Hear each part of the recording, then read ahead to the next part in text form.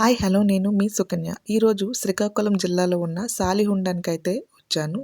అసలు సాలిహుండం అంటే ఏంటి? ఇది ఎక్కడ ఉంది? అన్నీ డీటెయిల్‌గా ఈ వీడియోలో మీకు చెప్తాను. లాస్ట్ వరకు చూడండి. వీడియోని స్కిప్ చేయకుండా. ఎవరైనా ఫస్ట్ టైం మన వీడియోని చూసినట్లయితే సబ్స్క్రైబ్ చేసుకోండి.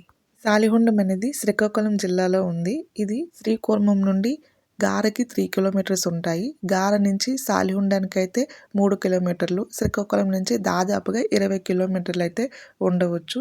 ఇక్కడ బౌద్ధ స్తూపాలు, ఆరామాలు, విహారాలు ఇంకా బౌద్ధులకి సంబంధించిన అన్నీ కూడా ఇక్కడ ఉన్నాయి. పురాతన కాలంలో బౌద్ధులు ఇక్కడ నివసించేవారని చెప్తూ ఉన్నారు. టిబెట్ నుంచి వచ్చి వారైతే ఇక్కడ పూజలు చేసేవారు. ఇంకా వాళ్ళు మెడిటేషన్ కూడా చేసేవారని చెప్తున్నారు. ఇప్పుడు మనం ఒకసారి కొండపైకి అయితే వెళ్దాము. అక్కడి నుంచి ఏమేమి ఉన్నాయో మీకు చూద్దాము. ఇంకా కొండపైకి అయితే కింద నుంచి ఒక హాఫ్ కేఎం నడాల్సి అయితే ఉంది. ఇవి చిన్నపిల్లలకైతే చూపించాలండి. ఎందుకంటే మనము పుస్తకాల్లో చదువుకున్న బౌద్ధ మతం, జైన మతం అని. ఇంకా బౌద్ధ మతంలో ఆరామాలు, విహారాలు, జైత్యాలు వీటన్నిటిని పిల్లల గురించి ఇక్కడ చూస్తూ ఉంటారు కాబట్టి వాళ్ళకైతే కొంచెము మంచిగా అవగాహన కలుగుతుంది. బౌద్ధ మతం ఏంటి, జైన మతం ఏంటి అంటే ఎప్పుడైనా వినేదానికంటే చూసి వినడం అనేది చాలా ఎక్కువగా జ్ఞాపకం ఉంటుంది. సో పిల్లలకైతే మాత్రం ఇక్కడ తప్పనిసరిగా ఎవరైనా ఉంటే పాసిబిలిటీ అయితే తీసుకురండి. ఇదైతే విహారయాత్రకైతే మంచి ప్లేస్ అనేది చెప్పవచ్చు.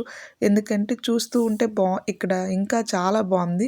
వ్యూ అనేది పైకి వెళ్తే ఇంకా విలేజ్ అట్మాస్ఫియరు, ఇంకా అక్కడ ఉన్న నది అన్నీ కలిపి వ్యూ అయితే చాలా బాగుంది.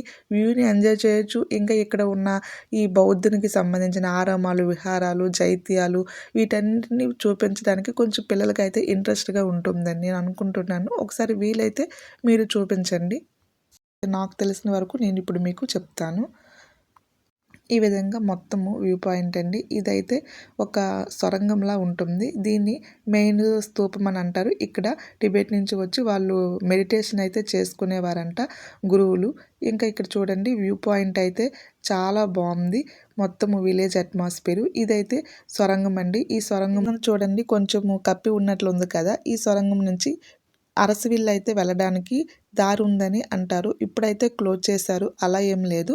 ఈ స్తూపం చూడండి. ఇది అశోక ధర్మచక్ర స్తూపము అంటారు. ఇంకా ఇక్కడి నుంచి వ్యూ పాయింట్ చూడండి. ఒకసారి చూద్దాము.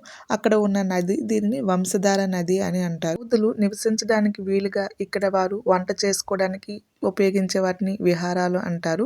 ఇంకా ఇక్కడ వాళ్ళు మెడిటేషన్ చేసుకోవడానికి, వాళ్ళు నివసించడానికి ఆరామాలు, ఇంకా వాళ్ళు నదిలో స్నానం చేసుకోవడానికి వీలుగా అన్నీ చాలా వీలుగా ఉన్నాయి కాబట్టి ఇక్కడ నివసించడానికి కూడా చాలా బాగుంటుంది.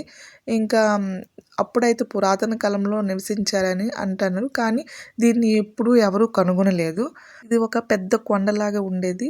సో ఇక్కడికి ఎవరు రావడానికి కూడా వీలు ఉండేది కాదు. అలా అని ఫస్ట్ అంటే మొదటిసారిగా గిడుగు వెంకట రామ్మూర్తి గారు 1919లో దీన్ని కనుగొన్నారు. ఇక్కడ బౌద్ధులు నివసించేవారంటే ఇక్కడ ఉన్న ఆనవాళ్ళ బట్టి బౌద్ధులు నివసించేవారని చెప్తున్నారు. ఇప్పుడైతే ప్రెజెంట్ దీన్ని ఒక పర్యాటక స్థలంగానే కొనసాగిస్తున్నారు. ఇంకా గవర్నమెంట్ నుంచి గుర్తింపు రావాలని ఇక్కడ వీళ్ళు ట్రై చేస్తున్నారంట. అలా అయితే ఇంకా బాగుంటుంది. ఎందుకంటే ఇది చూడడానికి చాలా బాగుంది. ఇక్కడ వ్యూ పాయింట్ కూడా ఇంకా అందంగా ఉంది. సో పిల్లలైతే ఇక్కడ ఇంకా బాగా ఎంజాయ్ చేస్తారు. ప్రెజెంట్ ఇప్పుడైతే ఇక్కడ టికెట్స్ ఏమీ తీసుకునలేదు. మాకైతే పార్కింగ్కి మాత్రము ఒక 20 రూపీస్ అయితే పే చేసాము అంతే. ఇంకా ఇక్కడ చూడడానికి మాత్రం ఎటువంటి ఫీజుని అయితే వసూలు చేయలేదు. చూడడానికి కూడా బాగుంది. సో మీరందరూ ఒకసారి ఇక్కడికి వచ్చి విజిట్ చేస్తే చాలా బాగుంటుంది. అయితే దిగినప్పుడు మాత్రము చాలా డేంజర్గా ఉందండి. ఎందుకంటే ఆ రాళ్ళు వచ్చేసి జారుతూ ఉన్నాయి. అందువలన దిగినప్పుడు కొంచెం జాగ్రత్తగా దిగాలి. పైనుంచి వ్యూ పాయింట్ బాగుంది కదా. మేమైతే కిందకి వచ్చేసాము. కిందన కూడా ఇలాంటి చిన్న చిన్న స్తూపాలు అనేవి ఎక్కువగానే ఉన్నాయి. ఇంకా వీటితో పాటు ఇక్కడ పార్క్ కూడా ఉంది. పార్క్ అయితే చాలా బాగుందండి. చిన్నపిల్లని తీసుకువచ్చి పార్కులో కొంచెంసేపు ఆడుకోవచ్చు. ఇంకా మనము కూడా రిలాక్స్ అవ్వచ్చు.